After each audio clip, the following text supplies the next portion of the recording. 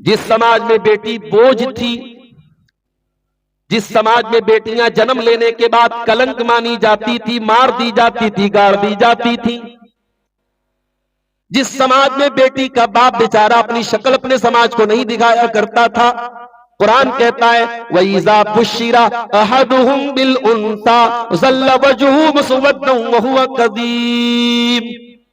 जिस बाप को लड़की पैदा होने की खुशखबरी सुनाई जाती है, जिस बाप से कहा जाता है तुम्हारे घर में लड़की पैदा हुई है, बाप का चेहरा काला पड़ जाता है। बाप अपने गम को छुपाता है कि क्या करूं, एक ही रास्ता है, या तो बेटी को जमीन में जाके लेके गाड़ दूं या बेटी को पालूंगा तो समाज में जलील होना पड़ेगा। उस माहौल में अल्लाह ने अपने नबी को बेटियों का बाप बनाया। नबी को बेटे भी हुए मगर बेटा कोई जवान नहीं हो सका। बेटी चार चार जवान, नबी चार चार बेटियों के बाप बने, लेकिन नबी के बेटों में कोई जवान नहीं हो सका।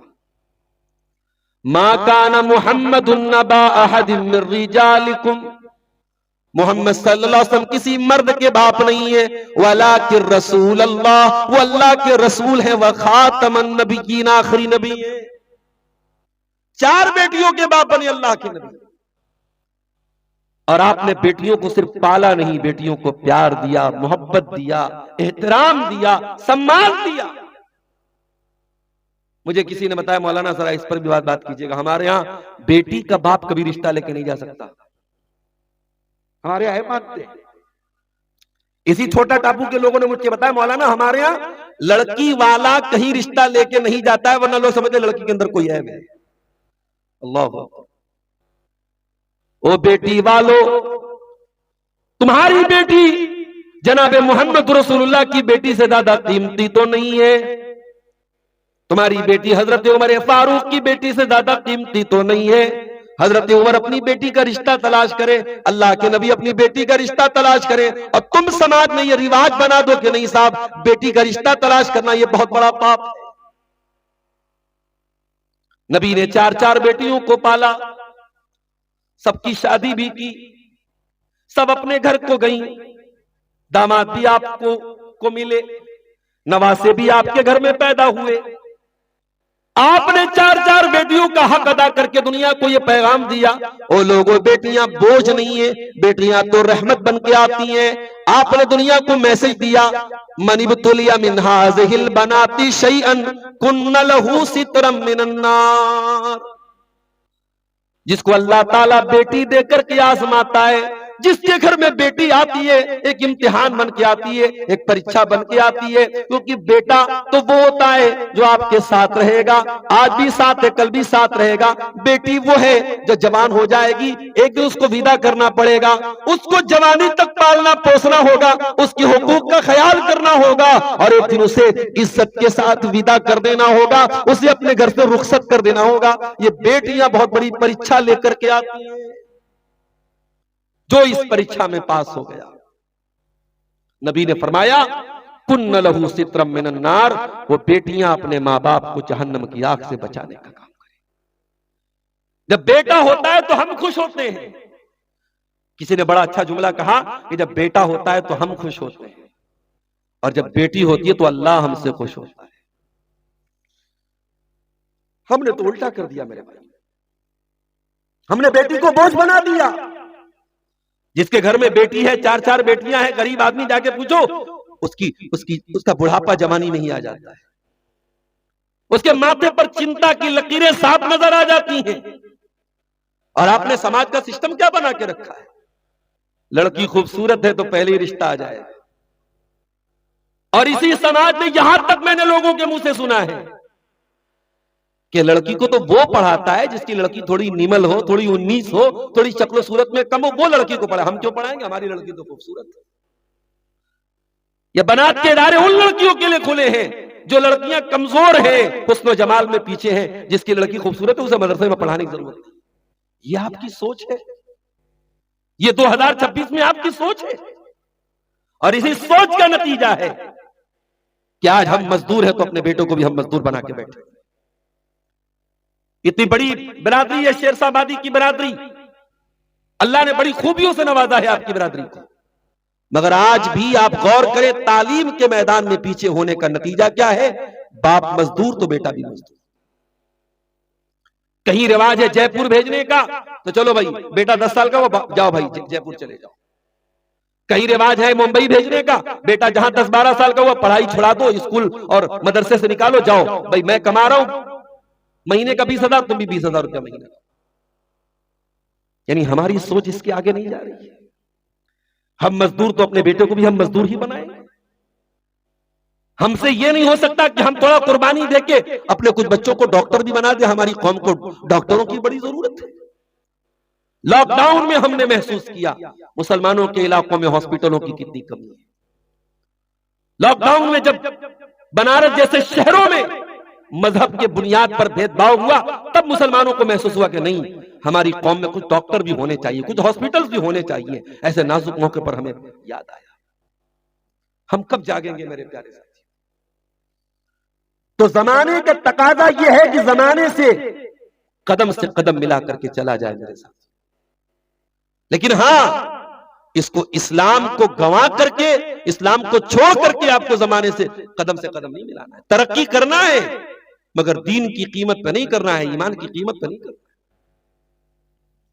आज बहुत सारे नौजवान बच्चे अपने गांव से जब परदेश कमाने जाते हैं, चाहे आपके सीमांचल के बच्चे हो, चाहे हमारे बनारस के बच्चे हो, कारोबारी हालत हर जगह खराब हुई है। जब वो परदेश में जाते हैं तो ऐसा भी होता है, बल्कि ज्यादातर ऐसा होता है, वो बच्चे जब वहां कमाने जाते हैं तो एक ही धुन सवार होती है कि हमको कमाना है। वो बच्चे कहीं कोई कपड़े की बुनाई का काम कर रहा है, कोई कपड़े की सिलाई का काम कर रहा है, जो भी वो काम कर रहा है, वहां जाने के बाद हालात ये होते हैं, नमाज तो छोड़ दो, जुमा तक की नमाज हमारा नौजवान नहीं पढ़ता है। अभी आपके इसी गांव के एक साहब ने बताया कि मुंबई में कुछ नौजवान इसी टापू के इलाके के वहां जाके काम करते हैं और सैकड़ों की तादाद में है, और जुमा तक वो नहीं पढ़ते थे। बड़ी मुश्किल से समझाएगा तो जुमा शुरू। मेरे प्यारे साथियों, हम दीन छोड़ करके तरक्की करें, ये तरक्की नहीं। इमाम मालिक का जुमला याद रखो। इमाम मालिक ने बड़ी प्यारी बात कही थी। क्या कहा था? लन यसलु आखिरु हाज़िल उम्मति इल्ला बिमा सलह बिही अव्वलुहा।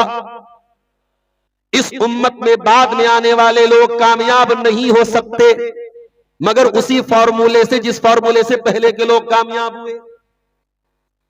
आज भी हमें अगर तरक्की करना है तो कोई नया फार्मूला नहीं आएगा, वही फार्मूला होगा जिसको सहाबा लेकर के जमाने में जिसको तरक्की की साथ। और सहाबा ने कैसी तरक्की की? अल्लाह अकबर।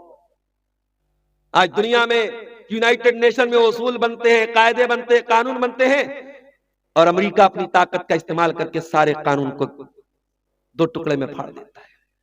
जिस मुल्क पर चाहता है हमला कर देता है, रातों रात उस मुल्क के राष्ट्रपति को गिरफ्तार करके पूरी दुनिया में नुमाइश करता है। दुनिया का मीडिया चुप, दुनिया की अदालतें चुप, दुनिया के हुकूक इंसानी की बात करने वाले सारे इदारे चुप।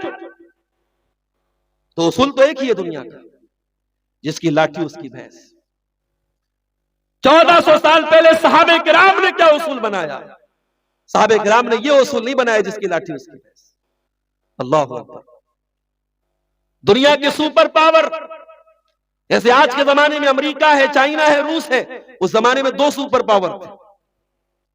एक ईरान की हुकूमत थी जिसको पर्शियन एम्पायर कहा जाता था, एक रूम की हुकूमत थी जिसको रोमन एम्पायर कहा जाता था, एक का नाम किसरा था, एक का नाम कैसर था। ये दुनिया के 2 सुपर पावर्स थे। और मुसलमान अरब की धरती से उठे थे। बहुत सिविल सोसाइटी नहीं थी, बहुत पढ़े लिखे लोग नहीं थे, बकरियां चराने वाले, ऊंट पालने वाले, ऊंट का गोश्त खाने वाले, ऊंट का दूध पीने वाले, रेगिस्तान में रहने वाले, पानी की कमी थी, बहुत सिविल सोसाइटी नहीं थी। मुसलमान वहां से उठे और दुनिया की बड़ी बड़ी ताकतों की आंखों में आंखें डाल के खड़े हो गए। जब मुसलमानों ने ईरान पर हमला किया, ईरान के बादशाह ने अपने कमांडर रुस्तम को भेजा। रुस्तम आया, रुस्तम ने मुसलमानों को पैगाम भेजा कि मैं तुमसे निगोटिएट करना चाहता हूं, तुमसे कम्युनिकेशन करना चाहता हूं, बात करना चाहता हूं, किसी को भेजो। तो सहाबे किराम में एक सहाबी थे, उनका नाम था रिबई इब्ने आमिर रजी अल्लाह ताला। हजरत रिबई इब्ने आमिर आए मुसलमानों की तरफ से कम्युनिकेशन करने के लिए, बातचीत करने के लिए। वो आए सोल्जर के ड्रेस में, फौजी लिबास में, फटा पुराना कपड़ा था, तलवार लगी हुई थी उनके कपड़े में, हाथों में नेजा लिए हुए थे। और रुस्तम ने अपने दरबार को बड़ा सजाया था, कारपेट बिछाया था और बड़े बड़े झूमर लगवाए थे कि वो आएगा, मुसलमान जो सिपाही आएगा हमारे दरबार की रौनक देख करके चकाचौंध हो जाएगी उसकी। जब हजरत इब्न आमिर रजी अल्लाह तआला अन्हु अपने घोड़े से उतरे, अपने नेजे को लटकाया उन्होंने और उस कीमती कालीन को अपने नेजे की नोक से चुभोते हुए सामने रुस्तम के सामने जाकर के खड़े हो गए। न दरबार को देखा, न दरबार की चकाचौंध को देखा, न दरबार के झूमर को देखा, न उस कीमती कारपेट को देखा। रुस्तम तो आए बायश आए, रुस्तम को समझ में नहीं आ रहा था कि कौन सी मखलूक आ गई भाई। हमारा तख्तो ताज, हमारे दरबार की ये झूमर, हमारा ये कीमती कारपेट, इसका कोई असर नहीं इसके ऊपर। ये नेजा लेके, तलवार लेके चला रहा है। उसने कहा माजा बिकुम मिनल बदवी, ऐ मुसलमानों के सोल्जर, तुम अरब का देहात छोड़ के, अरब का सहरा छोड़ के दुनिया की सुपर पावर से, ईरान से लड़ने चले आए हो। क्या मकसद है तुम्हारा, क्या पर्पस है तुम्हारा? हजरत रबी इब्न आमिर रजी अल्लाह तआला ने 3 सेंटेंस में जवाब दिया, 3 लफ्जों में जवाब दिया। कहा कि ऐ रुस्तम, ऐ ईरानी फौज के कमांडर, कान खोल करके सुन ले, जिना लिनुखरिजल इबाद मिन इबादतिल इबादी ला इबादतिल्लाह। ऐ रुस्तम, हम हुकूमत करने के लिए नहीं आए, हम मुल्कों पर कब्जा करने के लिए नहीं आए, हम किसी बादशाह को जलील करने के लिए नहीं आए, किसी हुकूमत के सरबराह को जलील और कैद करने के लिए नहीं आए। हम क्यों आए हैं? जीना लिनुखरिजल इबादा मिन इबादतिल इबादी ला इबादतिल्लाह। हम बंदों की गुलामी से निकाल कर अल्लाह का बंदा बनाने के लिए दुनिया को आए हैं। व मिन ज़ीक़िद दुनिया इला सातिल आखिरा, हम दुनिया की तंगियों से निकाल कर आखिरत की तरफ लेके जाने के लिए, आखिरत की कुशादगी की तरफ लेके जाने के लिए आए हैं। व मिन जौरिल अदयानी इला अदलिल इस्लाम, दुनिया में इंसानों के बनाए हुए मजहबों ने बड़ा अत्याचार किया था, बड़ा जुल्म किया था मानवता के ऊपर। हम इंसानियत को उस जुल्म और सितम से आजाद करके इस्लाम की शांति की छत्रो छाया में लाने के लिए आए हैं। अल्लाह, ये था इस्लाम का मकसद, ये था हमारा दुनिया में आने का मकसद। आज इस देश में हमारे हालात जो है हम देख रहे हैं, लेकिन मैं एक बात बोलता हूं मेरे भाइयों, जब तक आप जमाने की रिक्वायरमेंट नहीं बनोगे, जब तक जमाने की जरूरत नहीं बनोगे, जमाना यूं ही तुम्हें पीसता रहेगा। अपने आप को इतना टैलेंटेड बनाओ, इतना काबिल बनाओ कि तुम एपीजे अब्दुल कलाम बन जाओ और इस मुल्क के राष्ट्रपति का ओहदा तुम्हें दिया जाए। तुम रिक्वायरमेंट बनो इस देश की, इस मुल्क की। दुनिया तुम्हारे कदमों को चूमेगी मेरे प्यारे साथी। और ये सब कुछ तुम इस्लाम पर अमल करके भी कर सकते हो मेरे साथियों, इस्लाम को छोड़ने की जरूरत नहीं है। कुरान की 2 आयतें मैंने आपके सामने पढ़ी थी खुतबे मसनूना के बाद। उन दोनों आयतों में अल्लाह ताला ने हमें 2 रास्ते बताए हैं जमाने में तरक्की करने का। पहली आयत मैंने पढ़ी थी कुरान के 2 पारे की, सूरह बकरा की, या अय्युहल्लज़ीना आमनू उदखुलू फिस्सिल्मि काफ़ा, ऐ ईमान वालो इस्लाम में पूरे के पूरे दाखिल हो जाओ। ऐ अल्लाह, तू ही तो कह रहा है ईमान वाले, तू ही तो कह रहा है या अय्युहल्लज़ीना आमनू, ऐ वो लोगों जो ईमान लाए हो। ऐ अल्लाह, क्या ईमान लाने के बाद भी हम पूरे पूरे मुसलमान नहीं है? फरमाया नहीं नहीं, हो सकता है कि तुम ईमान का दावा तो कर रहे हो, लेकिन अभी तुम इस्लाम में पूरे के पूरे दाखिल नहीं हुए हो सकता है तुम नमाज में तो इस्लाम पर चलने वाले हो, लेकिन शादी ब्याह में तुम अपने गांव के, अपने इलाके के, अपनी बिरादरी के और अपने यहाँ के ट्रेडिशन पे चलने वाले बन जाओ। उदखुलू फिस्सिल्मि काफ़ा, ऐ ईमान वालो तुम इस्लाम में पूरे के पूरे दाखिल हो जाओ। बड़ा मुश्किल है रस्मों रिवाज को तोड़ना, रस्मों रिवाज की बेड़ियों को तोड़ना बड़ा मुश्किल काम है। नबी अकरम के दौर में एक रिवाज था, एडॉप्टेड सन को लोग सगा बेटा मानते। एडॉप्टेड मतलब समझते हैं, मुंह बोला बेटा। जिस बच्चे को लोग गोद लेते थे उसको सगा बेटा मानते थे। अल्लाह के नबी सल्लल्लाहु अलैहि वसल्लम ने हजरत ज़ैद को मुंह बोला बेटा बनाया था। वो हजरत ज़ैद गुलाम बन के आए थे और अल्लाह के नबी की सरपरस्ती में आए थे। आपने बाप बन के उनको पाला था। दुनिया की नजर में ज़ैद अल्लाह के रसूल के बेटे बन गए, लेकिन इस्लाम की नजर में बच्चे को पाल लेने से या गोद ले लेने से वो बच्चा आपका सगा बेटा नहीं बन जाएगा। ये इस्लाम का कानून, इस्लाम का नियम है ये। तो वो बेटा जो मुतबन्ना हो, जो मुंह बोला बेटा हो, जो एडॉप्टेड हो, वो बेटा सगा बेटा नहीं हो। अब बड़े गौर से सुनना मेरे भाई, ज़ैद की शादी होती है हजरत ज़ैनब से, जो अल्लाह के नबी की फूफी की बेटी थी। ज़ैनब नबी की फूफी की बेटी थी, उनकी शादी ज़ैद के साथ हुई और यह शादी खुद अल्लाह के रसूल ने आगे बढ़ के कराई थी। शादी तो हो गई लेकिन शादी सक्सेस नहीं हुई। पता यह चला कि मियां बीवी के स्टेटस में जब बहुत ज्यादा फर्क होगा तो शादी डिसबैलेंस हो जाएगी। इसलिए अगर आप बहुत पैसे वाले हैं तो बहुत गरीब घर में शादी जायज तो है, शरीयत के एतबार से मना नहीं है, लेकिन अगर डिसबैलेंस होगा तो रिश्तों का चलना मुश्किल हो जाएगा। शादी दो परिवारों का रिश्ता होता है। कभी कभी मियां बीवी तो आपस में समझ लेंगे, परिवारों में बड़ा झंझट लगा रहता है।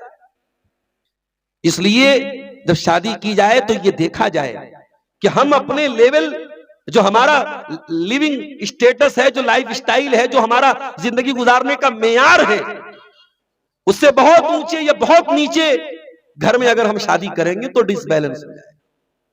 ये हिकमत का एक तकाजा है। शरान जायज है, शरान कोई भी मुसलमान दूसरे मुसलमान औरत से शादी कर सकता है। ज़ैद की शादी हजरत ज़ैनब से हुई। हजरत ज़ैद की शादी सक्सेस नहीं हुई, क्योंकि ज़ैद अगरचे गुलाम नहीं थे, बहुत अच्छे कबीले के थे, मगर अरब में वो गुलाम बन के, डाकुओं ने पकड़ लिया था, गुलाम बन गए थे वो। तो अरब में एक रिवाज था कि जो गुलाम है उसको वो इज्जत नहीं मिलती थी जो आजाद को मिलती थी। तो ज़ैनब रजी अल्लाह तआला अन्हा से ज़ैद की रिश्तेदारी ज्यादा चल नहीं पाई, शादी चल नहीं पाई। हजरत ज़ैद अल्लाह के नबी के पास आए, अय अल्लाह के नबी, मैं ज़ैनब के साथ नहीं रह सकता, मैं तलाक देना चाहता हूं। अल्लाह ने अपने नबी को पहले ही बता दिया था, ऐ मेरे नबी, ज़ैनब की शादी ज़ैद के साथ सक्सेस नहीं होगी और ज़ैद अपनी बीवी ज़ैनब को तलाक देंगे और तलाक के बाद जब इद्दत गुजर जाएगी तो ऐ अल्लाह के रसूल, आप ज़ैनब से निकाह करेंगे ताकि इस रस्म को तोड़ा जाए जो समाज में फैल चुकी है कि मुंह बोला बेटा सगा बेटा होता है। इस रस्म को तोड़ना, आपको तोड़ना होगा और आपको ज़ैनब से निकाह करना पड़ेगा। ये अल्लाह की तरफ से बता दिया गया था अल्लाह के नबी को। अल्लाह के नबी अंदर ही अंदर डर रहे थे कि अगर मैंने ज़ैनब से शादी कर ली तो समाज तो बड़ा ताना देगा, क्योंकि समाज की नजर में तो ज़ैनब मेरी बहू है, बहू से कौन शादी कर सकता है, तो समाज को मैं क्या जवाब दूंगा। कुरान कहता है कि ऐ मेरे नबी, आप याद कीजिए जब आपने ज़ैद से कहा अमसिक अलैका ज़ौजक वत्तक़िल्लाह, जब ज़ैद आपसे आकर के कह रहे थे कि अल्लाह के नबी मैं ज़ैनब के साथ नहीं रह सकता हूं, और आपको सारी हकीकत मालूम थी, लेकिन आप ज़ैद से कह रहे थे अमसिक अलैका ज़ौजक, ऐ ज़ैद अपनी बीवी को तलाक मत दे, वत्तक़िल्लाह, अल्लाह से डर, अपनी बीवी को तलाक न दे, वतुख्फी फी नफ्सिका मल्लाहु मुबदी, और ऐ मेरे नबी आप अपने दिल में वो बात छुपा रहे थे जो अल्लाह सामने लाने वाला था। अल्लाह को तो सामने लाना था, आपका निकाह होने वाला था ज़ैनब के साथ, आप ये बात डिस्क्लोज नहीं करना चाह रहे थे, ओपन करना नहीं चाह रहे थे, मगर अल्लाह को तो ओपन करना था। वतख्शन्नास, और ऐ मेरे नबी आप इस रिवाज की वजह से लोगों से डर रहे थे, वल्लाहु अहक्कु अन तख्शा, जबकि अल्लाह ताला ज्यादा हकदार था कि उससे डरा जाए। अल्लाह, सारी जिंदगी कभी ऐसा नहीं हुआ कि नबी अकरम लोगों से डरे हो, लोगों की आपने परवाह की हो, मगर यहां जब हजरत ज़ैनब से निकाह का मामला आया तो अल्लाह के नबी के दिल में जरा सा ख्याल आया कि लोग क्या कहेंगे। तो अल्लाह ने कहा कि तुम ए नबी, आपको इसकी परवाह आप कब से करने लगे कि लोग क्या कहेंगे? ए नबी खबरदार, लोगों की परवाह मत कीजिए, अल्लाह की परवाह कीजिए। उस नबी के कलमा हम पढ़ने वाले हैं।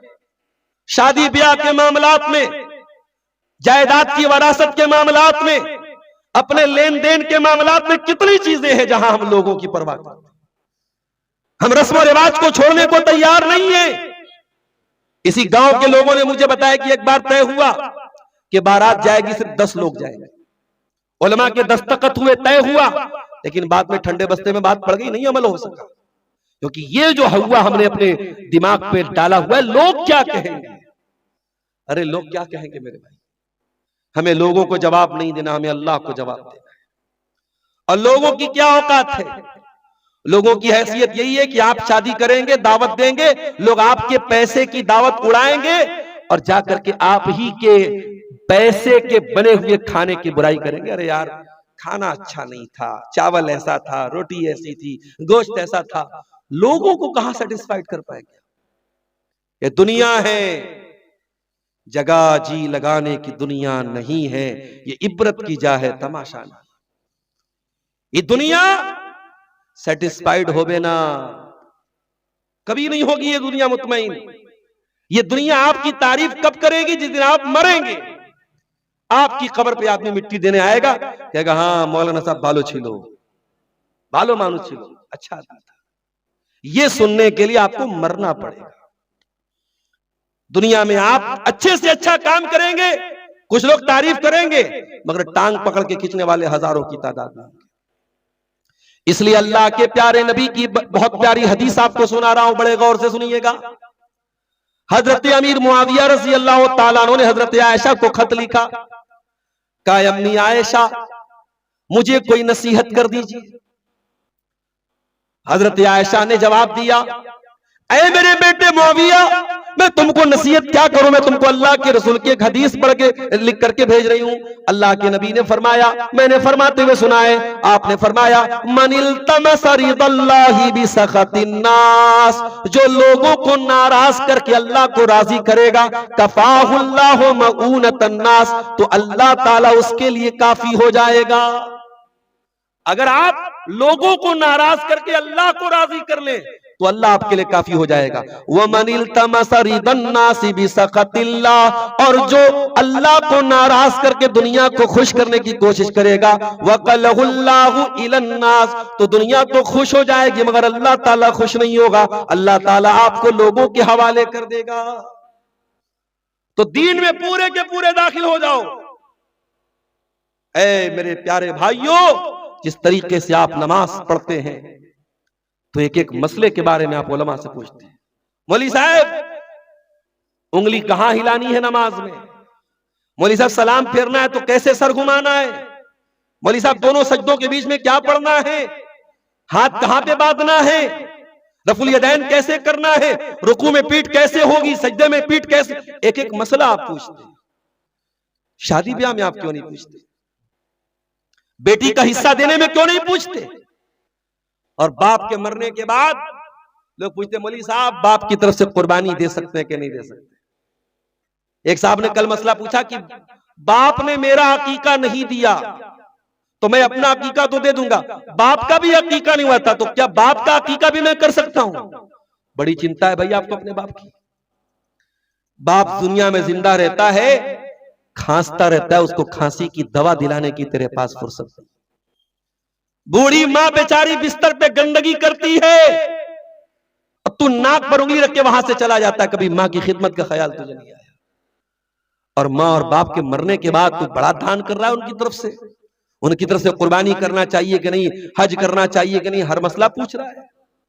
अगर आपके वालिद ने अपनी बहन को तरके में हिस्सा नहीं दिया, आपकी फूफी को यानी आपके वालिद ने, आपके अब्बू ने अगर अपनी बहन को हक नहीं दिया तो आपके लिए लाजिम है कि आप वो हक दे दें ताकि आपके वालिद की कब्र में पीठ लग सके, उनको कब्र में अजाब ना हो। ये फर्ज है आपके लिए। वो अकीका करना फर्ज नहीं है, वो वालिद की तरफ से मस्जिदों में दान देना फर्ज नहीं है, मगर ये चीज फर्ज है मेरे प्यारे। मगर हम नहीं देते। हम नमाज में पूरे के पूरे मुसलमान हैं, लेकिन लेन देन के मामले में, शादी ब्याह के मामले में हम पूरे के पूरे मुसलमान नहीं। इसीलिए कुरान करीम में अल्लाह कहता है यहूदियों के बारे में, अफतुमिनून बिबादिल किताबि व तकफुरून बिबाद। ऐ यहूदियों, तुमने अल्लाह की किताब के दो टुकड़े कर दिए, जो तुम्हारे मन की इच्छा के मुताबिक था तुमने ले लिया, जो तुम्हारे मन की इच्छा के खिलाफ था तुमने छोड़ दिया। तो तुम अल्लाह की किताब के एक हिस्से पर ईमान रखते हो और एक हिस्से पर तुम ईमान नहीं रखते हो। ऐ यहूदियों, कान खोल के सुन लो, फमा जज़ाउ मन यफ़अलु ज़ालिका मिनकुम इल्ला खिज़्युन फिल हयातिद दुनिया। दुनिया में जलील हो जाओगे तुम। जो अल्लाह की शरीयत का बंटवारा करेगा, जो अल्लाह की शरीयत के मामले में चूजी बन जाएगा, जो उसकी इच्छा के मुताबिक होगा वो ले लेगा, जो इच्छा के खिलाफ होगा वो छोड़ देगा, अल्लाह का वादा है वो दुनिया में जलील होगा। और आज हम जलील हो रहे हैं मेरे प्यारे। तो इस्लाम में पूरे के पूरे दाखिल हो जाओ मेरे साथ। वला तत्तबिउ खुतुवातिश शैतान, और शैतान के पीछे न चलो। शैतान तो पहले दिन से तुम्हारे बाप आदम का दुश्मन रहा है। शैतान ने तो पहले दिन से अल्लाह से कहा था कि अय अल्लाह, फबीमा अगवैतनी लअक़उदन्न लहुम सिरातकल मुस्तकीम। अय अल्लाह, मैं वादा करता हूं तेरे बंदों को गुमराह करूंगा, तेरी सिरात मुस्तकीम पर बैठ जाऊंगा, तेरी सीधी राह में बैठ जाऊंगा। सुम्मा लआतियन्नहुम मिन बैनि अयदीहिम व मिन खल्फिहिम व अन अयमानिहिम व अन शमाइलिहिम। तेरे बंदों को दाएं से बहकाऊंगा, बाएं से बहकाऊंगा। अय अल्लाह, तेरे बंदों को आगे से बहकाऊंगा, तेरे बंदों को पीछे से बहकाऊंगा। आगे से बहकाने का क्या मतलब है? उलमा ने लिखा इस आयत की तफसीर में, शैतान आगे से बहकाएगा मतलब यह है शैतान आपको दुनिया के झंझट में फंसा देगा। दुनिया के फितने में इतना पड़ जाओगे कि आखिरत को भूल जाओगे, क्योंकि आखिरत आगे आने वाली है ना, तो आखिरत को तुम भूल करके दुनिया में लग जाओगे। और पीछे से बहकाएगा मतलब दुनिया के जालों में आपको फंसा देगा। दुनियादार बन जाओगे तुम, गुनाहों को सजा करके पेश करेगा। तुमको ज़िना अच्छा लगेगा, तुमको शराब अच्छी लगेगी, तुमको रिश्वत अच्छी लगेगी, तुमको हराम कमाई अच्छी लगेगी, तुमको बैंक की एफडी से मना किया जाएगा, तुम्हें लगेगा इसमें क्या गलत है। तुम्हें सूद से मना किया जाएगा, तुम्हें लगेगा इसमें क्या गलत है। उलमा कहेंगे ये हराम है, ये सूद हराम है, ये इंटरेस्ट हराम है, ये बैंक में एफडी कराना हराम है, ये क्रेडिट कार्ड का इस्तेमाल करना जायज नहीं है। तुम्हें लगेगा इसमें क्या हरज है। उलमा कहेंगे फाइनेंस पर मोबाइल मत लो, गलत है, ये इंटरेस्ट देना पड़ेगा। तुम्हें लगेगा इसमें क्या गलत है। मेरे पास 10,000 में 1 लाख का मोबाइल ले रहा हूं, क्या गलत, मैं किस्त भर दूंगा। और जिस महीने तुम टाइम से किस्त नहीं भरोगे और पर डे तुमको 1000 रुपए जो इंटरेस्ट देना पड़ेगा, तब तुम्हें याद आएगा कि हाँ उलमा ने कहा था हराम। तो इस्लाम ने अगर हराम किया है तो ये इस्लाम तो अल्लाह का बनाया हुआ दीन है। हमारा दिमाग तो बहुत छोटा है, हमारी अकल में हो सकता है बात ना आए, मगर आज नहीं तो कल हमें समझ में आएगा कि ये ब्याज और ये सूद हमें नुकसान पहुंचा रहा है। आज पूरी दुनिया की अर्थव्यवस्था जो बैठी हुई है और पूरी दुनिया परेशान है, दुनिया मान रही है कि इसी ब्याज की वजह से परेशान। अमीर पर अमीर हो रहा है, गरीब बेचारा और गरीब हो रहा है। ये ब्याज के जरिए लोगों का खून चूसा जा रहा है। 1400 साल पहले कुरान ने कहा था, यमहकुल्लाहु रिबा व युर्बी सदकात, अल्लाह ताला सूद को मिटाएगा, अल्लाह ताला सदका खैरात में बरकत देगा। ये अल्लाह का उसूल है मेरे भाई।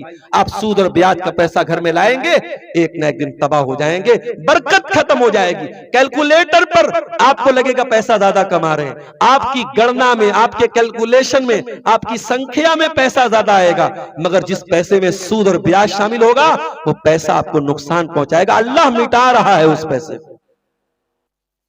तो शैतान आगे से भी बहकाएगा, पीछे से भी बहकाएगा, दाएं से बहकाएगा, नमाज से रोकेगा आपको। हय्या अलस सलाह की आवाज आएगी, आप अपने काम में अपनी दुकान में बैठे रहेंगे, मुअज्जिन कहेगा अस्सलातु खैरुम मिनन नौम, नमाज नींद से बेहतर है। 70 साल का बूढ़ा बेचारा लाठी लेकर मस्जिद में पहुंच जाएगा और 20 साल का जवान बिस्तर पे सोया रहेगा।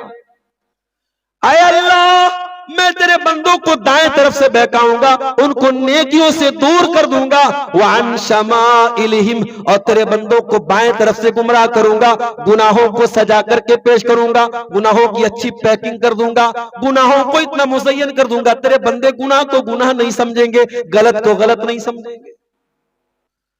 अच्छा, एक बात पर आपने गौर किया, शैतान आगे से गुमराह करेगा, पीछे से करेगा, दाएं से करेगा, बाएं से करेगा, ऊपर का नाम उसने नहीं लिया, क्योंकि उसको पता है कि ऊपर अल्लाह है, ऊपर अल्लाह है और ऊपर से अल्लाह की रहमत हम पर आती है। लिहाजा शैतान ऊपर से कभी हम पर हमला नहीं कर सकता है, अल्लाह की रहमत से हमको कभी नहीं रोक सकता है। तो शैतान पहले दिन से यह वादा करके बैठा है। इसीलिए जब अल्लाह कहता है इस्लाम में पूरे के पूरे दाखिल हो जाओ, तो अल्लाह ये भी कहता है वला तत्तबिउ खुतुवातिश शैतान, मेरे बंदो तुम शैतान के नक्शे कदम पे न चलो, तुम शैतान के फुट स्टेप्स पर न चलो, तुम शैतान के कदमों के निशान पर न चलो। अच्छा, शैतान के कदमों के निशान पर मत चलो, इसका मतलब कि जब इंसान शैतान को फॉलो करने लगता है तो इतना तगड़ा फॉलो करता है कि शैतान जहां अपना पैर रखता है इंसान वहीं अपना पैर रखता है, इतना ज्यादा तगड़ा फॉलो करता है शैतान। तो अल्लाह ने कहा खबरदार शैतान को फॉलो मत करो, शैतान तुम्हारा खुला हुआ दुश्मन। दूसरी आयत जो मैंने पढ़ी थी वो भी सूरह बकरा की आयत है, वो कुरान के तीसरे पारे की आयत है और वो लास्ट आयत है जो हमारे नबी पर नाज़िल हुई थी। The last verse of the Quran revealed on the Prophet Muhammad sallallahu alaihi wasallam, अल्लाह के रसूल पर उतरने वाली आखिरी आयत, जिस आयत के उतरने के बाद 7 दिन के बाद अल्लाह के नबी का इंतकाल हो गया। कौन सी आयत है भाई? जरा कान खड़ा कर लो, जरा गौर से सुनो कि वो कौन सी आयत है जो अंतिम आयत थी, आखिरी आयत थी जो अल्लाह ने अपने नबी पर उतारी थी। वत्तकू यौमन तुरजऊन फीहि इलल्लाह, ऐ मेरे बंदो तुम उस दिन से डरो जिस दिन तुम अल्लाह की तरफ लौटाए जाओगे। दुनिया बहुत तरक्की कर चुकी है, साइंस आज चांद पर पहुंच चुकी है, अंतरिक्ष में इंसान सैर कर रहा है, मगर साइंस के पास भी इस सवाल का कोई जवाब नहीं, क्या दुनिया हमेशा रहेगी या दुनिया एक दिन फना हो जाएगी? आपका कुरान बता रहा है कि हाँ दुनिया एक दिन फना हो जाएगी। साइंस कहती है चोरी करने वाला अगर ऐश कर रहा है तो साइंस के पास कोई जवाब नहीं कि क्या चोरी करने वाले को चोरी की सजा मिलेगी, क्या जुल्म करने वाले को जुल्म की सजा मिलेगी, क्या जिना करने वाले को जिना की सजा मिलेगी, क्या हराम खाने वाले को हराम की सजा मिलेगी। आपका कुरान बता रहा है जिस सवाल का जवाब साइंस नहीं दे पा रहा है उस सवाल का जवाब कुरान दे रहा है। फरमाया वत्तकू यौमन तुरजऊन फीहि इलल्लाह, ऐ मेरे बंदो उस दिन से डरो जिस दिन तुम अल्लाह के पास लौटाए जाओगे। अच्छा, कयामत होगी, हिसाब होगा, हमें अपने अपने अमल का हिसाब देना पड़ेगा। ऐ इंसान, तूने अगर एक माइक भी बनाया तो बेकार नहीं बनाया, माइक का एक मकसद था। तूने अपनी कलाई पर एक घड़ी भी पहनी तो बेमकसद न बनाई, कोई ना कोई मकसद था। तूने इतना बड़ा पिंडाल बनाया तो कोई ना कोई मकसद था, तूने ये लाइटें लगाई तो कोई ना कोई मकसद था। ऐ इंसान, तू तो अल्लाह की बनाई हुई मखलूक है, तू तो अल्लाह का बंदा है। तेरे छोटे से दिमाग में ये बात आती है कि हर काम का एक मकसद होना चाहिए। ऐ इंसान, अगर तुझको ये लगता है दुनिया ऐसे ही चलेगी, कयामत नहीं आएगी, हिसाबो किताब नहीं आएगा, तो इसका मतलब तू ये ब्लेम कर रहा है, तू ये दावा कर रहा है, तू ये इल्जाम लगा रहा है कि अल्लाह ताला तो खिलवाड़ कर रहा है। अल्लाह ने इतनी बड़ी कायनात बनाई, जमीन बनाई, आसमान बनाया और अल्लाह ताला बंदों को छूट भी देके रखा है कि वो जो चाहे अमल करे और फिर अल्लाह हिसाब भी नहीं लेगा। ऐ इंसान, तूने अपने मालिक को पहचाना ही नहीं, तूने अपने खालिक को पहचाना ही नहीं। अयहसबुल इंसानु अन युतरक सुदा, ऐ इंसान, क्या तू ये भूल गया कि तुझे अल्लाह ने कैसे पैदा किया? अलम यकुन नुतफतम मिन मनिय्यिन युमना, एक हकीर पानी के कतरे से अल्लाह ने तुझको पैदा किया। सुम्मा काना अलकतन फखलक फसव्वा, एक हकीर पानी का कतरा जमा हुआ खून बन गया, फिर माँ के पेट में तू पहुंचा।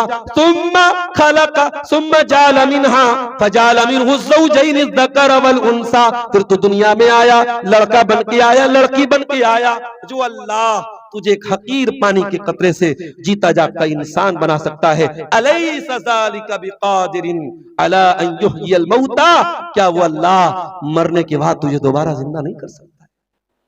अल्लाह ताला करेगा मेरे साथी, और जिस दिन करेगा वो प्रलय दिवस होगा, वो डे ऑफ द जजमेंट होगा, वो डे ऑफ द रिजरेक्शन होगा, वो दुनिया की तबाही का दिन होगा, वो यौमुल क़ियामा होगा, वो यौमुल हिसाब होगा, वो यौमुद्दीन होगा।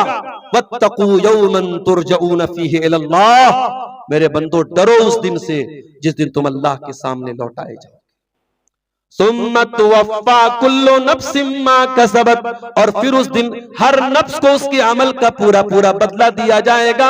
वहुम ला युज़लमून, और किसी के साथ अन्याय नहीं होगा।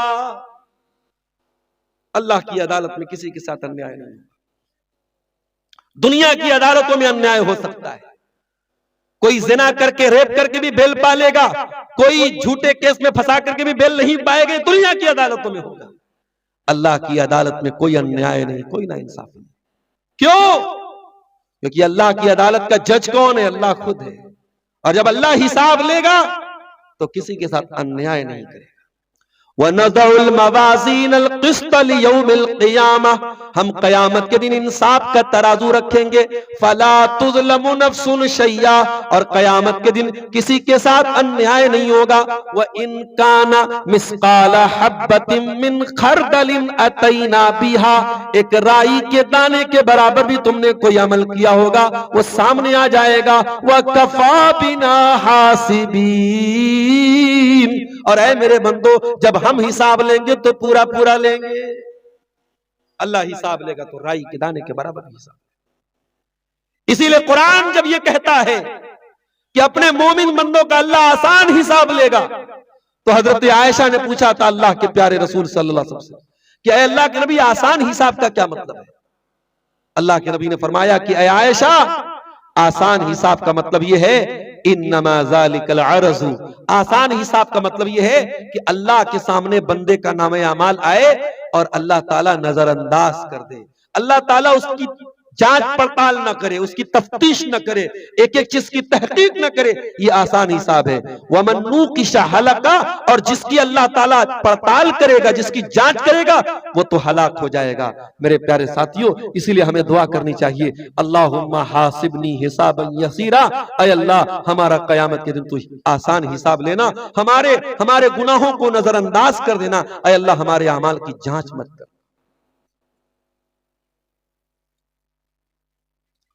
मेरे भाइयों, उस दिन से हमें और आपको डरना चाहिए, और उस दिन से अगर डरना है तो हमें फिर इस्लाम के उन उसूलों और कवानीन पर अमल करना होगा। हमें अपने आप को जहन्नम में जाने वाली चीजों से बचाना होगा। अब आइए जरा जहन्नम में लेके जाने वाली कुछ चीजों, जहन्नम से बचाने वाली कुछ चीजों का जिक्र मैं आपके सामने करूं। वो कौन सी चीजें हैं जो हमें जहन्नम की आग से बचाएंगी? उसमें सबसे पहली चीज मेरे भाइयों तौहीद है। जब तक हम अपनी तौहीद को मजबूत नहीं करेंगे, हम ला इलाहा इल्लल्लाह पर मरते दम तक कायम नहीं रहेंगे, हम तौहीद पर कायम नहीं रहेंगे, तब तक हम जहन्नम की आग से नहीं बच सकते। मन क़ाला ला इलाहा इल्लल्लाहु ख़ालिसन मिन क़िबल नफ्सिही दख़लल जन्नह, अल्लाह के नबी फरमाते हैं जो ला इलाहा इल्लल्लाह दिल के इखलास के साथ कहेगा वो जन्नत में दाखिल होगा। और उसी जन्नत में जाने के लिए और जहन्नम से बचने के लिए हमें और आपको अल्लाह ताला ने कुरान में नमाज का हुक्म दिया, ज़कात का हुक्म दिया, अल्लाह की राह में सदका खैरात का हुक्म दिया, मसाजिद की तामीर का हुक्म दिया।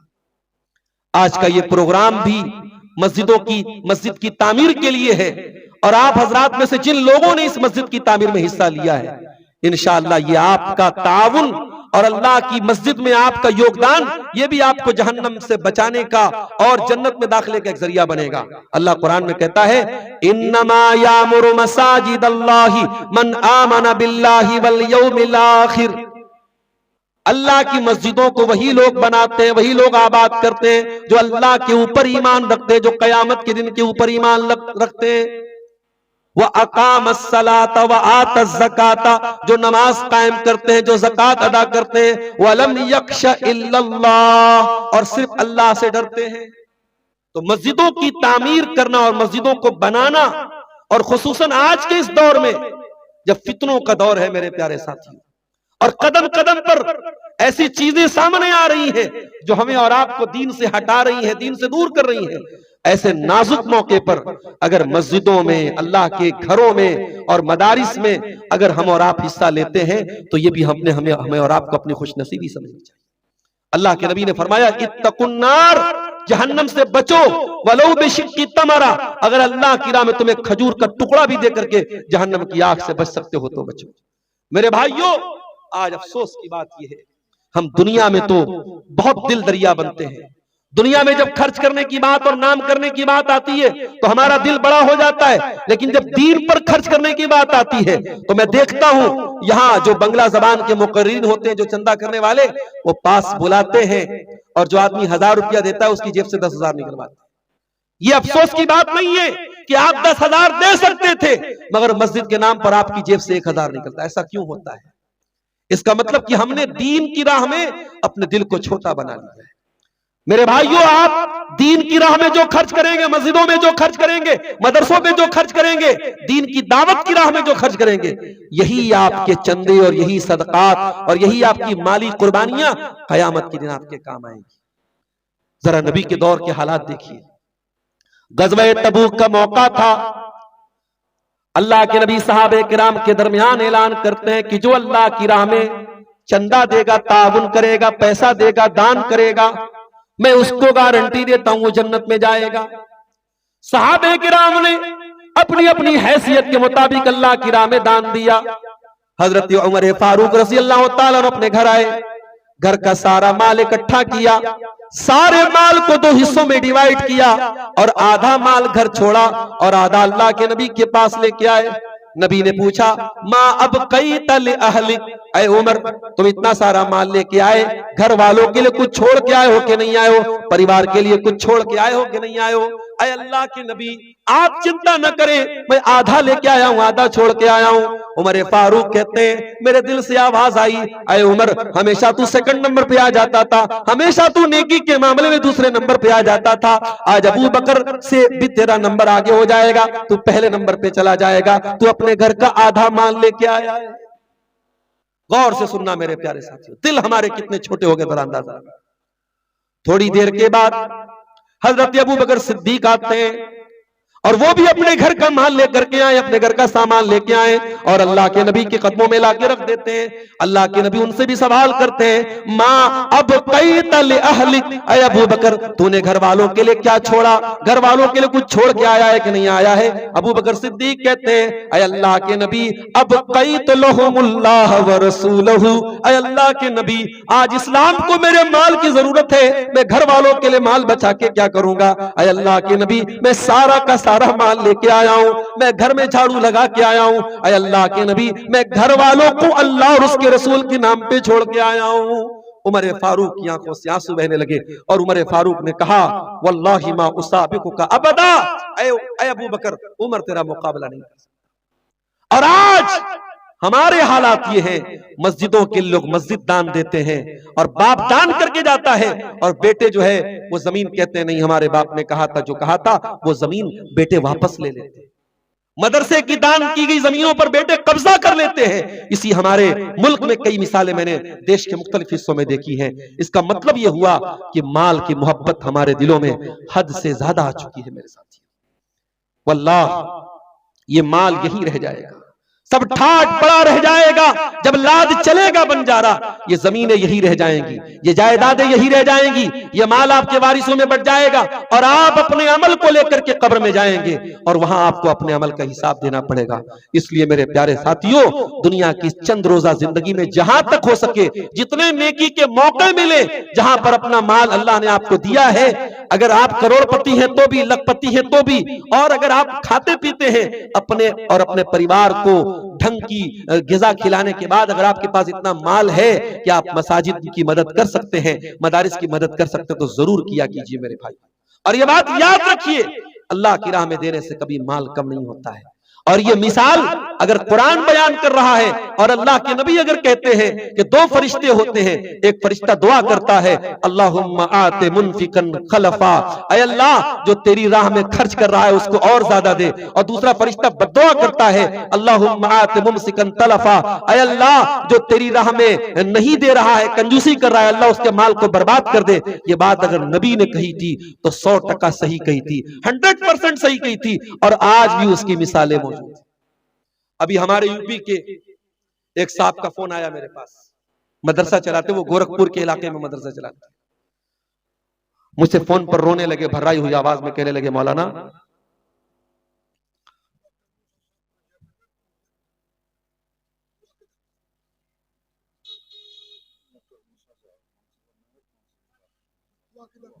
डॉक्टर मूसा साहब की तरफ से ये 5,000 रुपए नगद आए हैं और 5,000 उन्होंने बाद में देने का वादा किया है। अल्लाह ताला डॉक्टर साहब के इस चंदे को कबूल फरमाए और उनकी नजात का जरिया बनाए। मैं अर्ज ये कर रहा था कि गोरखपुर की सरजमीन से एक फोन आया, एक मौलाना साहब का फोन है, मदरसा चलाते हैं। उन्होंने किसी डोनर के बारे में बताया कि वो डोनर पूरे मदरसे को चंदा देता था, और आज भी आपके सीमांचल में बहुत सारी मस्जिदें ऐसी मिल जाएंगी जो कुवैत के, दुबई के, सऊदी के किसी एक आदमी ने पूरी मस्जिद बनवा दी। ये गौर करने की बात है कि हमारे यहां पैसा कमाने वाले लोग नहीं है, मगर हमारे यहां ये जज्बा क्यों नहीं होता कि अगर अल्लाह ने हमको करोड़पति बनाया, चलो हम खड़े होकर के मस्जिदें बनाते। हमारे यहां ऐसी मिसालें ना के बराबर मिलती, और वहां मामूली लोग जिनको अल्लाह ताला ने थोड़ा बहुत नवाजा है, पूरी पूरी मस्जिद बनवा देते हैं। लेकिन आज भी दुनिया में अच्छे भी लोग हैं, बुरे भी लोग हैं। मैं दोनों की मिसाल आपको दे रहा हूं। उन्होंने बताया गोरखपुर के मौलाना ने कि हमारे मदरसे में एक आदमी डोनर था, चंदा देता था, और उसके चंदे से माशाल्लाह मदरसे के सारे बच्चे खाना खाते थे, उनके राशन का इंतजाम हो जाता था। ताकि उनका इंतकाल हो गया, जो सेठ जी थे, जो शेख साहब थे, और बच्चे जो थे वो बड़े नालायक निकले, उन्होंने मना कर दिया कि नहीं, हम नहीं देंगे, और मदरसे का बड़ा मसला हो गया और बड़ी मुश्किल से मदरसा चल रहा है। एक मिसाल ये हमारे सामने आई। दूसरी मिसाल, जिंदा मिसाल आज के दौर की, उसी सऊदी अरब की धरती पर एक और मैं आपको देता हूं। अलबैक कंपनी का नाम आपने सुना होगा। जो लोग हज करने गए, उमरा करने गए हैं, अलबैक एक बहुत बड़ा ब्रांड है अरब में, और तकरीबन सऊदी अरब के हर शहर में उसका रेस्टोरेंट है। और चिकन को वो लोग, मुर्गा जो आपके शेरशाबादी में तो मुर्गा एक ही टाइप का बनता है, उसमें ढेर सारा तेल डाल दो, झोल डाल दो, मसाला डाल दो, मौलवी साहब देसी मुर्गा अच्छे। अरे भाई, मैं कभी कभी कहता हूं कि यूट्यूब मोबाइल मौजूद है, अपने घर की औरतों को थोड़ा रेसिपी से भी बताओ, थोड़ा नए नए तरीके से भी मुर्गा बनाओ। अभी अहमदाबाद में गया, वहां आपके किशनगंज के नौजवान लड़के सब होटल में काम करते हैं, वो खाना बना रहे हैं। उन्होंने हमको बताया, मौलाना हम लोग किशनगंज के, और बेहतरीन उन्होंने मुर्गा बनाया, कई तरीके का आइटम बनाया। आपके यहाँ माशाअल्लाह एक ही तरीके का। मैं उस मुर्गे का नाम रख दिया मैंने शेरशाबादी, झोल वाला मुर्गा। खूब ढेर सारा झोल भर देते हैं उसमें। तो ये बड़ी अजीब बात है भाई। तो आप लोग कभी अगर हज करने जाए, अल्लाह सबको हज की एक बार तौफीक दे दे इंशाअल्लाह, आमीन। तो आप वहां जाएंगे उमरा करने, हज करने, तो एक ब्रांड आपको मिलेगा अलबैक। अब इंडिया में भी उसकी कॉपी आ गई है, मगर ओरिजिनल वही है, अलबैक। तो अलबैक में आपको एक मुर्गा मिलेगा, पूरा एक मुर्गे का उसका लेग पीस रहता है, सीना वगैरह रहता है, उसको ब्रोस्ट बोलते हैं, ब्रोस्ट। उसमें मसाला वगैरह डाल के उसको बनाते हैं। वो एक ब्रोस्ट आप खा लेंगे चटनी के साथ, आपका पेट भर जाएगा। मदीना में लोग बहुत शौक से खाते हैं, लाइन लगी रहती है वहां। तो अलबैक कंपनी की जब शुरुआत हुई, उसके मालिक ने जब शुरुआत की, तो उस जमाने में जब शुरुआत हुई तो वो 2 रियाल का बिकता था। 2 रियाल का वो एक ब्रोस्ट बिकता था, और उसके मालिक ने ये तय कर रखा था कि हम जो है इसमें से 1 रियाल अपने ऊपर खर्च करेंगे, 1 रियाल हम अल्लाह की राह में देंगे, मस्जिदों में देंगे, मदरसों में देंगे। ये उसने उसूल बना लिया और कंपनी चल गई। अल्लाह ने बड़ी बरकत दी। वो रियाद से शुरू हुआ, रियाद में खुला, जद्दा में खुला, अल कसीम में खुला, मदीना में खुला, मक्के में खुला, मुल्क के मुख्तलिफ इलाकों में उसकी ब्रांच खुली। उसके बाद अलबैक कंपनी के मालिक का इंतकाल हो गया, महंगाई के हिसाब से कीमत भी बढ़ गई और 2 रियाल वाला बुरुज 4 रियाल का मिलने लगा। जब कंपनी के मालिक का इंतकाल हो गया तो हर महीने जो कंपनी के मालिक ने वादा किया था, डोनेशन दिया करता था, चंदा दिया करता था, बाप के मरने के बाद वो मदरसे वाले, मस्जिद वाले, इदारे वाले, जहां पर भी वो डोनेशन दिया करता था, वो सब लड़कों के पास पहुंचे, कहा कि आपके अब्बा जान जो अलबैक कंपनी की जिन्होंने शुरुआत की थी, उन्होंने ऐसा ऐसा वादा किया था कि वो 1 रियाल अल्लाह की राह में दे दिया करेंगे अपने हर बरोस्त के पीछे, जो भी इनकम होगी वो 1 रियाल अल्लाह की राह में दे देंगे। तो अब आपके वालिद का इंतकाल हो गया है, वालिद तो मरते दम तक 1 रियाल देते रहे, अब आप लोगों का क्या कहना है? बेटों ने पूछा कि मेरे बाप ने कहीं लिखित दिया था, कहीं लिख करके दिया है आप लोगों को कि हम ऐसा देंगे? उन लोगों ने कहा नहीं, कहीं लिखित तो कोई हमारे पास कोई लिखित तौर पे तो कोई सबूत नहीं है, लेकिन हां शुरू से आपके वालिद का ये तरीका रहा है। मेरे भाइयों, एक बात कहता हूं, औलाद की पढ़ाई पर खर्च करते हो, बहुत अच्छी बात है। औलाद का कैरियर बनाने की चिंता करते हो, बहुत अच्छी बात है। थोड़ा सा इन्वेस्टमेंट औलाद की दीनदारी पर भी कर दो मेरे साथी। मैंने दिन में औरतों से भी कहा था, 24 घंटे में 1 घंटा अपने बच्चों की तरबियत के लिए भी निकाल दो मेरी माँ और बहनों, क्या पता वो 1 घंटा काम आ जाए आपके बच्चों के। तरबियत का असर देखो मेरे प्यारे साथी, आज के दौर के बच्चे, बाप अगर अल्लाह की राह में चंदा देता है, बच्चे इनकार कर जाते हैं, बाप की चंदा की हुई, दान की हुई, वक्फ की कोई जमीन पे कब्जा कर लेते हैं। मगर अलबैक कंपनी के मालिक, मुझे नाम याद नहीं है, उसके बेटों ने कहा अगर हमारा बाप हर बरोज की कमाई में 1 रियाल अल्लाह की राह में देता था, हमें कोई एतराज नहीं है, हालांकि कोई लिखित प्रूफ भी नहीं है, कोई तहरीरी सबूत भी नहीं है, लेकिन हमको मालूम है कि हमारा बाप ऐसा करता था और उसी बाप ने हमारी तरबियत की है। वो इदारे वालों, वो मस्जिद वालों, वो मदरसे वालों, हम तुमसे वादा करते हैं, हमारा बाप तो 1 रियाल दिया करता था, हम 2 रियाल अल्लाह की राह में दिया करेंगे हर बरोज की कमाई के पीछे। आप आज से तुम लिख लो, मेरे बाप ने तो लिख के नहीं दिया था, हम लिख के दे रहे कि तुम 2 रियाल अल्लाह की राह में ले लिया। अल्लाह, और वहां से 2 रियाल शुरू हो गया और अल्हम्दुलिल्लाह कंपनी आज भी तरक्की कर रही है और आगे बढ़ रही है। मेरे प्यारे साथियों, ये अल्लाह का वादा है, मगर अफसोस इसी बात का है कि हम माल की और दुनिया की मोहब्बत में इतने अंधे हो चुके हैं कि आज हम दुनिया की मोहब्बत में आखिरत के लिए हम कोई कुर्बानी देना, आज हुकूमत की तरफ से औकाफ के लिए जो कानून आया वो तो बाद में आया है, पहले हम अपने गरेबानों में झांके। आज वक्फ की हुई जमीनों पर मुसलमानों की कितनी जगहों पर मुसलमानों ने खुद कब्जा करके बैठे हुए हैं। वो कब्रिस्तान की जमीन है, ईदगाह की जमीन है, मसाजिद की जमीन है और लोगों ने उस पर नाजायज कब्जा करके लोग बैठे हुए हैं। मेरे प्यारे साथियों, हमें ये बात याद रखनी चाहिए, ये जमीनें, ये जायदादें सब यहीं रह जाएंगी, सब ठाट पड़ा रह जाएगा। जब लाद चलेगा बंजारा, अल्लाह क्या जाएगा तो हमारा अमल जाएगा। अल्लाह के नबी फरमाते हैं जब इंसान का इंतकाल होता है तो 3 चीजें उसके पीछे पीछे होती हैं, अहलुहु व मालुहु व अमलुहु। इंसान के घर वाले होते हैं, इंसान का माल होता है और इंसान का अमल होता है। माल तो जैसे ही इंसान मर जाता है फौरन रिश्ता नाता तोड़ देता है, माल तो दूसरों का हो जाता है। अहलो अयाल जो होते हैं, घर वाले जो होते हैं, थोड़ा साथ निभाते हैं, जनाजा तैयार करते हैं, कफनाते हैं, दफनाते हैं, कब्र में डालते हैं, मिट्टी देते हैं, चले जाते हैं। लेकिन तीसरी जो चीज है अमल, वो इंसान के साथ रहता है, यहां भी साथ रहेगा और वहां भी साथ रहेगा। मेरे प्यारे साथियों, इसलिए मैं उन्हीं दोनों आयतों की रोशनी में आपसे अपील कर रहा हूं कि आप अपने अमल के एतबार से भी मुसलमान बनिए, अपने अखलाक के एतबार से भी मुसलमान बनिए। सिर्फ गुफ्तार के गाजी हम न बने, किरदार के गाजी बने। हम अपने अखलाक में भी इस्लाम को फॉलो करें, अपने शादी ब्याह में भी इस्लाम को फॉलो करें, वरासत के अहकाम में भी इस्लाम को फॉलो करें, लेन देन के मामले में भी इस्लाम को फॉलो करें। हम अपने मदारिस को मजबूत करें, अपनी मसाजिद में हम दिल खोल के ताउन करें, अपने उलमा पर हम दिल खोल करके उनका ताउन करें, दीनी कामों में उनकी मदद करें, उनकी राह में रुकावट ना बने। और ये बात याद रखें, जब तक ये मसाजिद हैं, ये मदारिस हैं, ये दीन के किले हैं, इंशाअल्लाह ये दीन कायम रहेगा, ये दीन बाकी रहेगा। इस दीन की हिफाजत का जरिया अल्लाह ताला ने इन्हीं मसाजिद और मदारिस को बनाया है। मेरे प्यारे साथियों, नबी अकरम की एक हदीस सुना के बाद खत्म करता हूं। हमारे मौलाना ने अपील भी की है कि आखिर में आप थोड़ा सा लोगों से चंदे की अपील भी कर लें। बहुत सारे लोग जा भी चुके हैं, लेकिन जो मौजूद हैं उनसे मेरी अपील है कि आप जाते जाते इस मस्जिद के लिए अपना ताउन और अपना चंदा जरूर दे करके जाएंगे। अल्लाह के नबी ने फरमाया कि अल्लाह ताला इस दीन को जरूर गालिब करेगा। बेइज्ज़त अज़ीज़िन व बिज़ुल्ल ज़लीलिन, कोई इज्जत वाला इज्जत पाएगा और कोई जलील होने वाला जलील हो जाएगा, मगर ये इस्लाम गालिब होकर के रहेगा।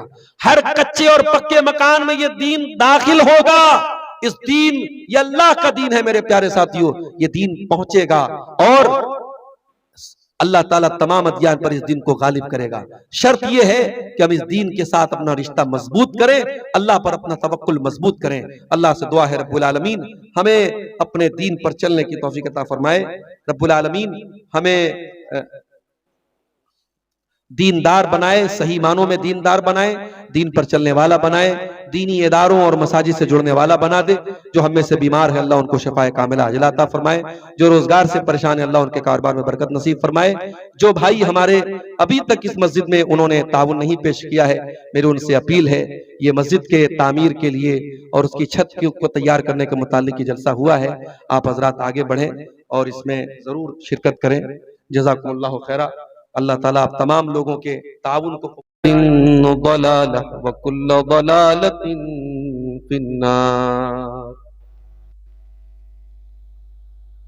अऊज़ु बिल्लाहि मिनश शैतानिर रजीम।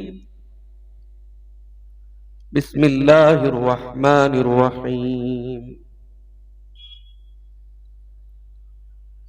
या अय्युहल्लज़ीना आमनु दुखुलू फिस्सिल्मि काफ़्फ़ा वला तत्तबिउ खुतुवातिश शैतान इन्नहु लकुम अदुव्वुम मुबीन। वक़ाल तआला फ़ी मक़ामिन आख़र वत्तक़ू यौमन तुरजऊन फ़ीहि इलल्लाह सुम्मा तुवफ़्फ़ा कुल्लु नफ़्सिन मा कसबत व हुम ला युज़्लमून।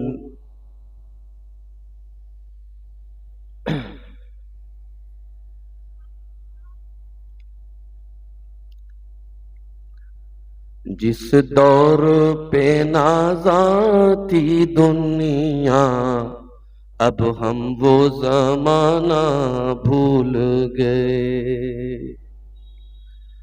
जिस दौर पे नाज़ा थी दुनिया, अब हम वो ज़माना भूल गए। दुनिया की कहानी याद रही और अपना फसाना भूल गए। मुँह देख लिया आईने में, पर दाग न देखे सीने में। मुँह देख लिया आईने में, पर दाग न देखा सीने में। दिल ऐसा लगाया जीने में, मरने को मुसलमान भूल गए। दिल ऐसा लगाया जीने में, मरने को मुसलमान भूल गए। अग़यार का जादू चल भी चुका, हम एक तमाशा बन भी गए। अग़यार का जादू चल भी चुका, हम एक तमाशा बन भी गए। हम एक तमाशा बन भी गए। दुनिया को जगाना याद रहा, खुद होश में आना भूल गए। दुनिया को जगाना याद रहा, खुद होश में आना भूल गए।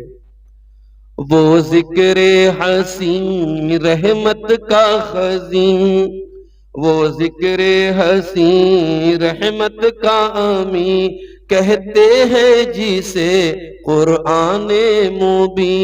वो जिक्र अमी, वो जिक्र हसी रहमत का अमी, कहते हैं जिसे कुरान मुबी। दुनिया के नए नगमे सीखे, दुनिया के नए नगमे सीखे, अल्लाह का तराना भूल गए। दुनिया के नए नगमे सीखे, अल्लाह का तराना भूल गए। अंजामे आजादी क्या कहिए, बर्बादी ही बर्बादी है। अंजामे आजादी क्या कहिए, बर्बादी ही बर्बादी है। जो दर्स शहे बतहा ने दिया, जो दर्स शहे बतहा ने दिया, दुनिया को पढ़ाना भूल गए। दुनिया का तो घर आबाद किया, उक़बा का मगर बर्बाद किया। दुनिया का तो घर आबाद किया, उक़बा का मगर बर्बाद किया। मुश्किल में खुदा को याद किया, मुश्किल में खुदा को याद किया। मुश्किल हुई आसान भूल गए, जिस दौर पे नाज़ा थी दुनिया, अब हम वो जमाना भूल गए। सदर मोहतरम, उलमाए किराम, मोहतरम बुजुर्गों, नौजवान साथियों, प्यारे बच्चों, छोटा टापू नाम की इस बस्ती पर आज का ये प्रोग्राम, जो जामा मस्जिद की तामीर और तरक्की के लिए शदीद सर्दी के मौसम में मुनक़िद हुआ है। जिम्मेदारों ने आज के इस प्रोग्राम के लिए जब मुझसे राबिता किया तो मेरे पास यही एक तारीख थी जो खाली थी। आगे छुट्टियां नहीं है, हमारे पास वक्त का मसला था। शेख जमालुल लैल नदवी हफिज़हुल्लाह का भी फोन आया और भी जिम्मेदारों की तरफ से भी फोन आया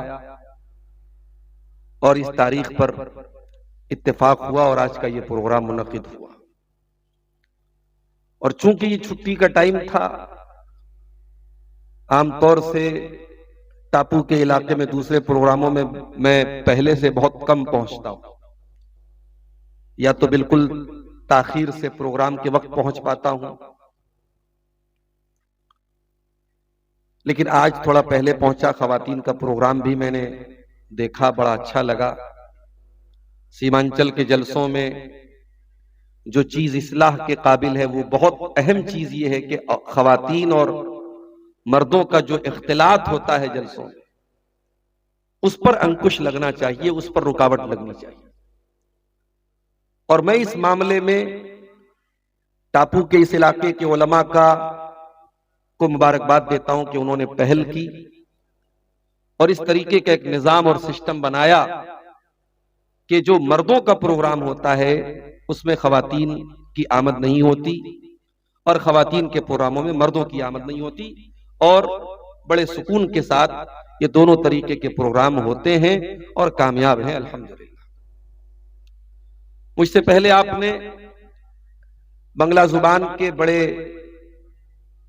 मिष्टी जुबान और मिष्टी भाषा के वक्ता, बहुत ही शीरी जुबान और बहुत एक जमाने से वो इस इलाके को और बंगाल के बेल्ट को संभाले हुए हैं, जलसों को संभाले हुए हैं, हम सबके बड़े मोहतरम हैं। शेख बदरुद्दोजा नदवी हफिज़हुल्लाह, उनका खिताब आपने सुना।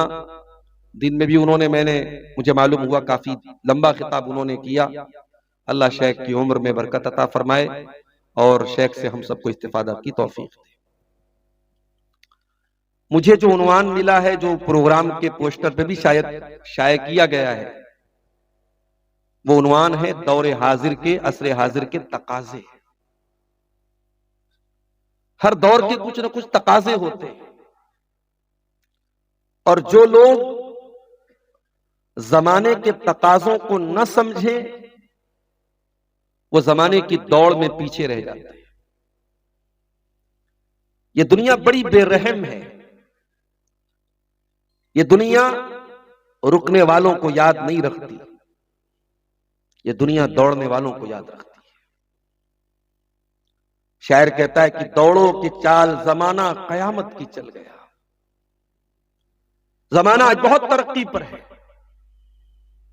हमारा भारत देश भी बहुत तरक्की पर है। हमारा देश चांद पर पहुंच गया। दुनिया के बड़े बड़े ममालिक की अगुवाई हमारा देश कर रहा है। हमारे देश की टेक्नोलॉजी, हमारे देश की नौजवान नस्ल पूरी दुनिया में अपना डंका बजवा रही है। लेकिन अगर एक एतबार से जमाना तरक्की कर रहा है तो दूसरे एतबार से जमाना डाउन भी हो रहा है। 2025 खत्म हो गया, 2026 में हम आ गए। काफी आगे जमाना निकल गया, मगर आज जराइम और क्राइम्स और अपराध की दुनिया में भी हम बहुत आगे जा रहे हैं। आज भी हमारे देश में 5-5 साल की बच्चियों को रेप करके मार दिया जाता है। अभी लेटेस्ट 2 दिन पहले उत्तर प्रदेश के बुलंदशहर में घटना हुई। 5 साल की बच्ची के साथ कुछ लोगों ने गैंग रेप किया और उस 5 साल की मासूम बच्ची को एक मकान की 3री मंजिल से गिरा के फेंक के मार दिया। आज भी लड़कियों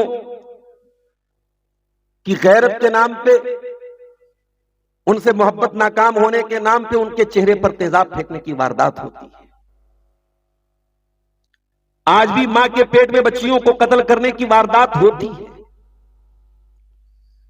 आज भी मजहब के नाम पे कहीं मॉब लिंचिंग और कहीं नफरत की घटनाएं होती हैं।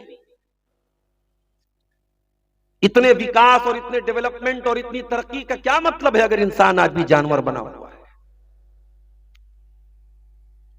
इस्लाम का पॉइंट ऑफ व्यू क्या है? इस्लाम क्या कहता है तरक्की के बारे में? क्या इस्लाम तरक्की का दुश्मन है? क्या इस्लाम ये नहीं चाहता कि आप आगे बढ़ें, आप तरक्की करें, आप एडवांस बने? ये बहुत बड़ा सवाल है, और इस सवाल का जवाब जब हम कुरान की पवित्र पुस्तक में, अल्लाह की अंतिम किताब में जो कयामत तक के लिए आई है, उस किताब में जब हम इस प्रश्न का उत्तर तलाश करते हैं, इस सवाल का जवाब तलाश करते हैं, तो वो कुरान हमसे कहता है, इन्ना हाज़ल कुरान यहदी लिल्लती हिया अक़वम। ये कुरान कोई ऐसा रास्ता बता ही नहीं सकता जो नैरो हो, जो टेढ़ा हो, जो तिरछा हो। ये कुरान जो रास्ता बताता है वो बिल्कुल स्ट्रेट है, बिल्कुल सीधा है। आपके बंगला में सीधा को सोजा बोलते? सोजा, बिल्कुल सोजा है। कुरान सीधा रास्ता बताता है। कुरान के रास्ते में कोई टेढ़ापन नहीं है, कोई पेचीदगी नहीं है, कोई कठिनाई नहीं है। और कुरान के जरिए हमें जो दीन मिला, जो शरीयत मिली, वो 1400 साल पहले जब कंप्यूटर नहीं था, जब इंटरनेट नहीं था, जब मोबाइल नहीं था, जब टेक्नोलॉजी इतनी डेवलप्ड नहीं थी, 1400 साल पहले भी वो दीन उतना ही प्रैक्टिकल था जितना आज है प्रैक्टिकल। वो दीन कल भी परफेक्ट था, आज भी परफेक्ट है, और कयामत की सुबह तक परफेक्ट रहेगा। क्योंकि वो दीन इंसानों का, वो मेड बाई मैन नहीं है, वो मेड बाई अल्लाह है। वो मेड बाई क्रिएटर नहीं है, मेड बाई क्रिएशन नहीं है, मेड बाई क्रिएटर है। वो दीन इंसानों का बनाया हुआ दीन नहीं है, वो इंसानों के खालिक का, इंसानों के निर्माण करने वाले का, इंसानों के पैदा करने वाले का दीन है। और वो दीन परफेक्ट है मेरे प्यारे साथी। उस दीन को परफेक्ट करने का ऐलान नबी अकरम की वफात के 2.5 महीना पहले अरफात के मैदान में कर दिया गया था, जब अल्लाह के प्यारे नबी अपनी जिंदगी का पहला और आखिरी हज कर रहे थे, जिसको हज्जतुल वदा कहा जाता है। उस मौके पर कुरान की आयत उतरती है, सूरह माइदा की 3 नंबर की आयत, अल यौमा अकमलतु लकुम दीनकुम व अतममतु अलैकुम निअमती व रदीतु लकुमुल इस्लाम दीना। वो मेरे बंदो, मैंने आज तुम्हारे दीन को मुकम्मल कर दिया, मैंने अपनी नेमतों को तुम पर तमाम कर दिया और मैंने इस्लाम को तुम्हारे लिए पसंद कर लिया। अब कयामत तक तुम्हें अगर कामयाब होना है, तुम्हें सफल होना है, तुम्हें सक्सेसफुल होना है, तो तुम्हें इसी इस्लाम को फॉलो करना होगा। तो इस्लाम तो मुकम्मल है। और जितना नबी अकरम की वफात के वक्त मुकम्मल था, उतना ही आज तकरीबन 1450 साल के बाद, जब हम हिजरी कैलेंडर के मुताबिक जो है तकरीबन 1450 साल बाद पहुंच चुके हैं, और अंग्रेजी और ईसवी कैलेंडर में हम 2026 में पहुंच चुके हैं, आज भी वो दीन उतना ही मुकम्मल है मेरे प्यारे साथी। हाँ, हम मुकम्मल नहीं है।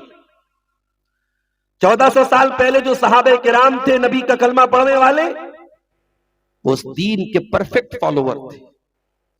वो जबान से जो बातें कहते थे उस पर अमल करते थे। जिस तरीके से कुरान में इस्लाम नजर आता था, हदीस में इस्लाम नजर आता था, सहाबा की जिंदगियों में भी इस्लाम नजर आता था। हमारा मामला उल्टा हो गया। हमारा इस्लाम कुरान में तो है, हमारा इस्लाम हदीस में तो है, हमारी जिंदगियों में हमारा इस्लाम नहीं। बल्कि हमने कोई इस्लाम के मुकाबले में पैरेलल एक नया दीन गढ़ लिया, हमने एक नया दीन बना दिया, और उस दीन का नाम है रस्म, उस दीन का नाम है रिवाज, उस दिन का नाम है ट्रेडिशन, उस दिन का नाम है हमारे यहां ऐसा होता है। इस्लाम कहता है बाप मर जाए बेटी की वरासत में हक होगा। लिर्रिजालि नसीबुम मिम्मा तरकल वालिदानी वल अक़रबून वलिन्निसाई नसीबुम मिम्मा तरकल वालिदानी वल अक़रबून मिम्मा क़ल्ल मिन्हु व कसुरा नसीबम मफरूदा। मर्दों का भी उनके बाप के तरके में हिस्सा है, औरतों का, लड़कियों का भी उनके बाप के तरके में हिस्सा है। हमसे पूछा जाता है, साहब आपके यहां लड़कियों को वरासत मिलती है? नहीं, हमारे यहां नहीं दिया जाता है। इस्लाम ने निकाह का जो सिस्टम बनाया, वो निकाह का सिस्टम कोई जहेज वाला सिस्टम नहीं था, कोई बारात वाला सिस्टम नहीं था। इस्लाम ने निकाह का जो सिस्टम बनाया, उसमें लड़की के बाप को कभी बैंक से लोन नहीं लेना पड़ेगा, उसको कभी जमीन गिरवी नहीं रखनी पड़ेगी, उसको कभी रोना नहीं पड़ेगा। इस्लाम ने निकाह का जो निजाम बनाया, उसमें बेटी बोझ नहीं है। और इस्लाम के मुकाबले में हमने जो सिस्टम बनाया, उसमें बेटी बोझ बन गई। बेटियों के साथ हम कितना जुल्म करते हैं, अल्लाह की पनाह। सबसे बड़ा अत्याचार तो हम बेटी के साथ बताए क्या करते हैं? बेटी जब पैदा होती तो उसका सबसे पहला हक है कि हम उसकी पैदाइश पर खुश हों। हम तो ये हक भी नहीं देते।